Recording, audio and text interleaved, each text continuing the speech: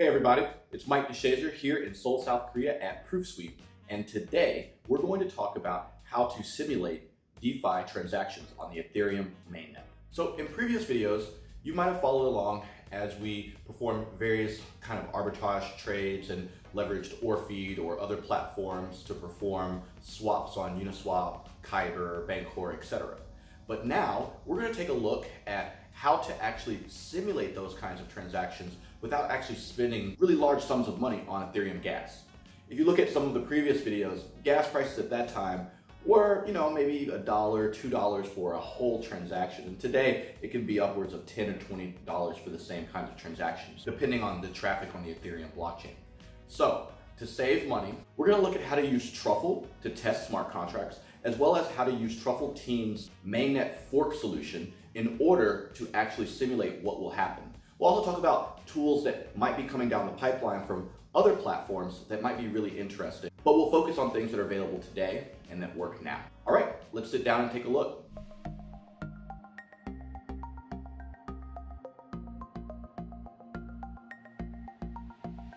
All right, in this video, we are going to be deploying a smart contract like this.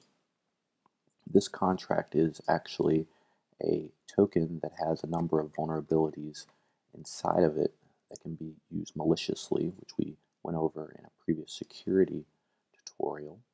But what we'll be doing is we'll be running a test on it on the mainnet. And the reason for this is because gas is so high to get an Ethereum transaction through, and we want to deploy our smart contract, and we want to read data from, for example, we'll be calling get answers, which is simply a function which calls the synthetics smart contract here and uses bytes, which represent, for example, this is SUSD and this is S or synthetic Ethereum, and a certain amount of it, and it has to actually connect to a smart contract on the blockchain.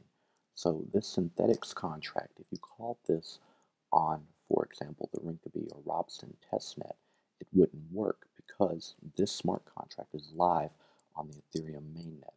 Often, when you're dealing with DeFi contracts like synthetics, Curve, Uniswap, etc., they exist on the mainnet. They might have a testnet counterparty, but the mainnet is really where everything lives, where all the liquidity lives. And if you want to test how much money comes out of something, or what happens when you do something, or how much gas you're going to spend, you need to test with the mainnet. And we've noticed this is a big problem that people run into when they're testing their smart contracts. So we're going to call this synthetics contract through this function in our contract. This could be, for example, a smart contract that is tied to the value of a synthetic asset. We're going to use Truffle and run a simple test. We're going to import the smart contract, and all this code is on GitHub, and you can find the link down in the description. But this video is meant to demonstrate how to run the test, get data, as well as create a transaction and see what happens. So what we're going to do is we're going to see the before rate, or before we set the answer is going to start at 0. We're going to make the call to get answers, and it's going to call synthetics, and we're going to print out the answer. Additionally, we're going to see who the owner of the contract is, which should be us, and we're going to transfer value, this number of tokens, to this address, and we're going to ensure that our balance updates. This is a simple smart contract that requires mainnet connectivity. So let's talk about what's needed. Personally, I use Truffle Teams. It's a platform by which you can create mainnet forks. You can say new sandbox, create a name, click enable forking, and what that allows you to do is say, okay, I want the mainnet, or check a testnet, but you say fork from the latest block. And what this does is it gets the latest Ethereum state and allows you to manipulate that state. And then you click confirm. And this is a new tool, so it can be a little janky from time to time. And we'll go over some of that jank that you might experience when you're doing this. But then you click view edit once it's created, and you'll get a mnemonic phrase that you can use. And this is your private key. And this comes with a lot of Ethereum attached to it. So, for example, if you don't already have a lot of Ethereum in your MetaMask or in a Ethereum wallet, this has, I think, 1,000 or 10,000 ETH that you can use in a testnet environment. So I'll use this in the code that we'll see in a moment, and I'll click on Truffle Config. Now in Truffle Config, we set a number of things. One, we import the HD wallet provider, which we'll need to actually connect to our account, etc.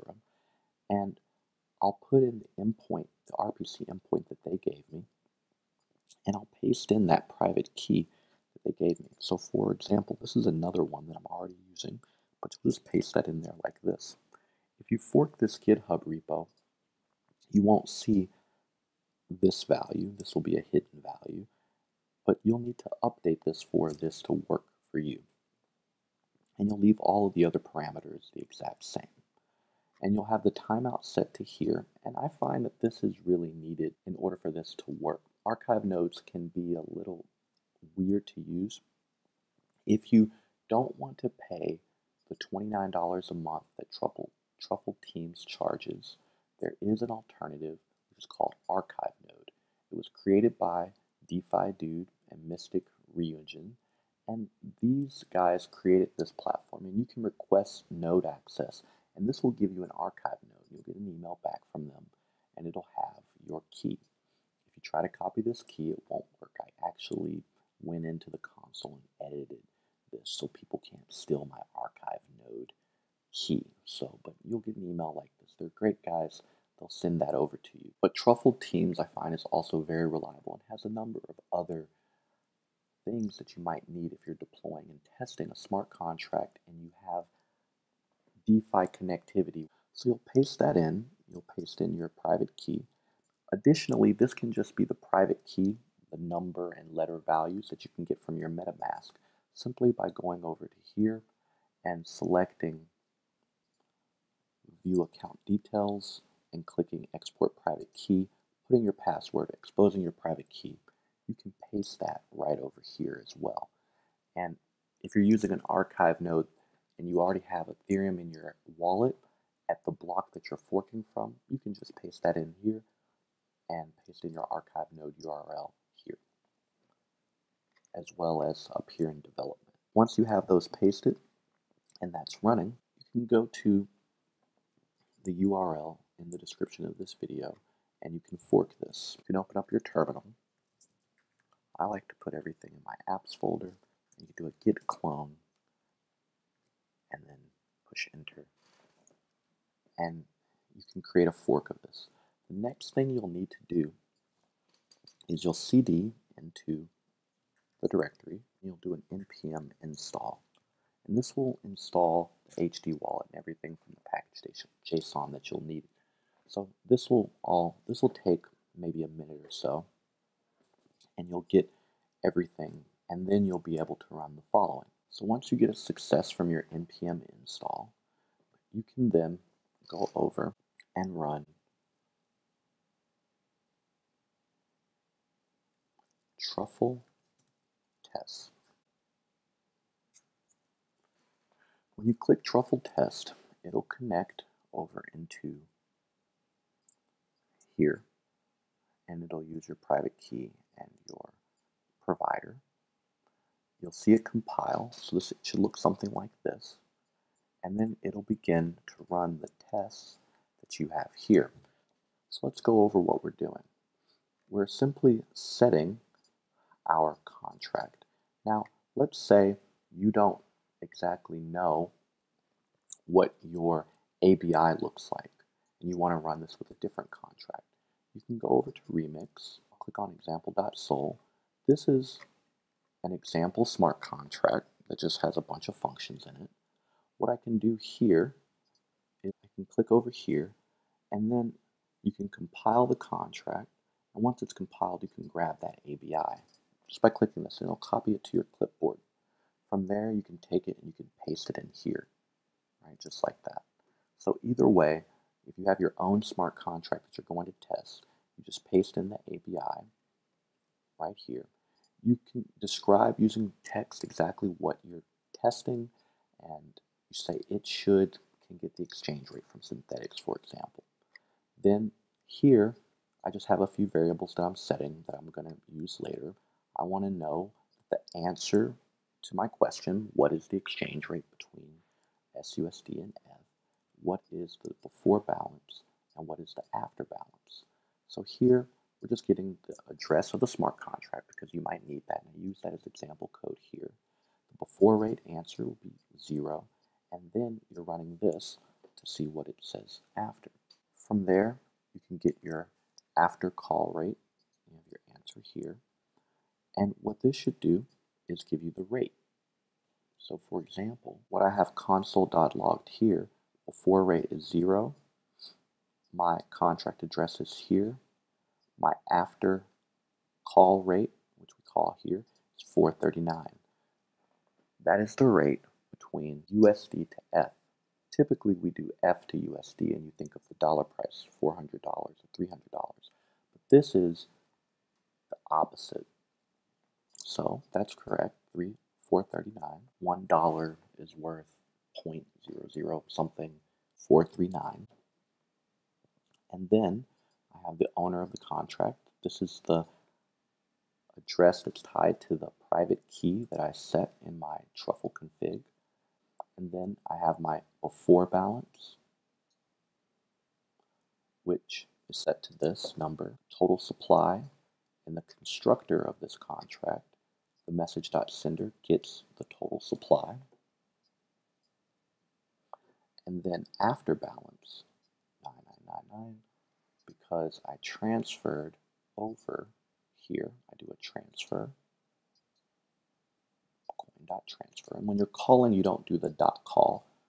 It's kind of funny, you're calling the function, but this is for constant functions, or just reading methods. This is for execution methods. So coin.transfer to this address, this number, and then I get the after balance and I console.log it. So now, what you might want to do is you could kind of go in here, go to Trojan Coin, and you can set whatever synthetics or Curve or whatever platforms. You can check out your yield farming strategy and put in all the different smart contracts and take some of the information that you might have gained from previous tutorials on how to do a flash loan, etc., and see the exact amount that you get in and out, read from the contracts, execute on those contracts, see what your balance is before and after, and there you go. It's as simple as that. Now, occasionally, you'll get something that looks like this when you run it. So I just ran that, and it compiled, and then I got this timeout. That's just the nature of archive nodes. They're weird to deal with. So a lot of times you might need to run this 3 or 4 times in order to actually get it to work. And if you use archive nodes, or if you use Ganache, fork chains, etc., it can take minutes in order to get your data back. So this is a kind of runs slow, and there are some solutions that are working on this. For example, God Mode and a few other platforms that are trying to address this problem, like Tenderly and others. But right now, this is kind of what we have, and this is very early. But if you're trying to do DeFi composability and you want to test transactions, this, I find, at least for me, is a great way to do it. You'll run Truffle Test a few times when you're not getting a network timeout. You can also run your own archive node, and that is an additional way to do this. Run your archive node. It takes about 400 gigs or so, but you can connect to your own node. It's a little expensive to do so, but it is possible. But look here, now it's working. Additionally, you can take your archive node URL or your fork chain node URL, and you can actually add it in. So I have T Sandbox. You can go over here, you can click Custom RPC, create a name, paste in the URL that you have from over there, and then click Save, and then you can actually connect in your fork node and then go around to different DeFi platforms testing out what would happen if you did do a certain thing. Alright, so there's a quick tutorial on how to do simulations on the Ethereum mainnet when you're dealing with DeFi apps and want to work with composability. Hope this video was useful.